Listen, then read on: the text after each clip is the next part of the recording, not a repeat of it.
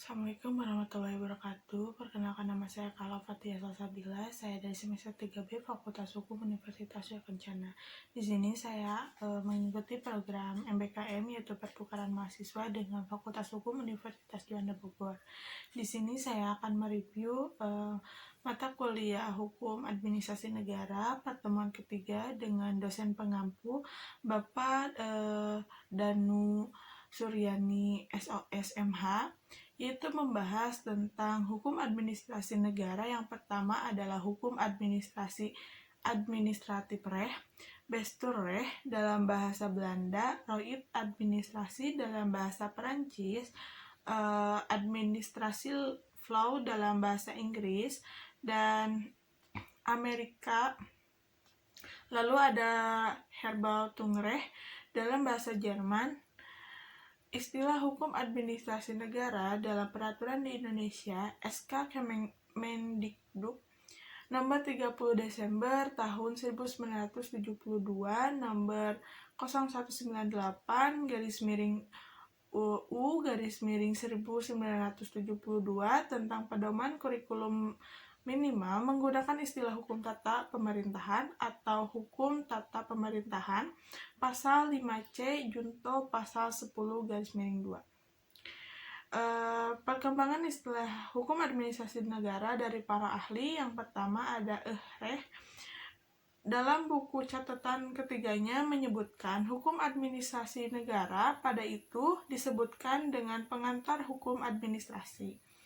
Yang kedua, menurut Wenfries dalam bukunya In Reading in Head Administrative Recht, arti hukum administrasi di negara mengatur model kontinental, ringkasan hukum untuk dari atau oleh terhadap administrasi pemerintahan atau secara rinci mencakup dua hal. Yang pertama, norma-norma untuk penyelenggara pemerintah. Yang kedua, instrumen dari penyelenggara pemerintah. Yang ketiga, yaitu perlindungan hukum yang memberi peluang bagi mereka yang terlibat atau dirugikan. Hukum administrasi negara di belahan negara menganut model Anglo-Saxon. Hukum administrasi negara berkaitan dengan yang pertama, cara kekuasaan dialihkan dari badan legislatif ke badan administratif.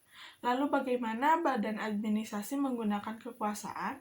Lalu bagaimana tindakan yang diambil oleh lembaga administrasi ditinjau atau dituju oleh pengadilan? Titik temu antara pandangan Anglo-Saxon dan kontinental yang pertama yaitu cara wawasan dialihkan di badan legislatif ke badan administratif.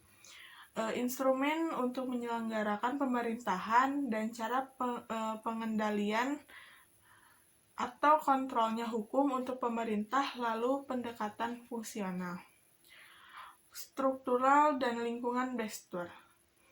Fungsional adalah fungsi pemerintah.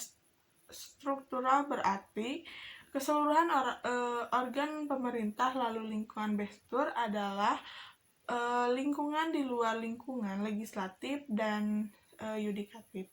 Yang terakhir itu ada komponen dasar hukum administrasi atau pembindangan hukum administrasi. Yang pertama ada hukum untuk penyelenggaraan pemerintah, yang kedua ada hukum oleh pemerintah, yang ketiga ada hukum terhadap pemerintah. Sekian dari saya, mohon maaf bila banyak kesalahan kata. Wassalamualaikum warahmatullahi wabarakatuh.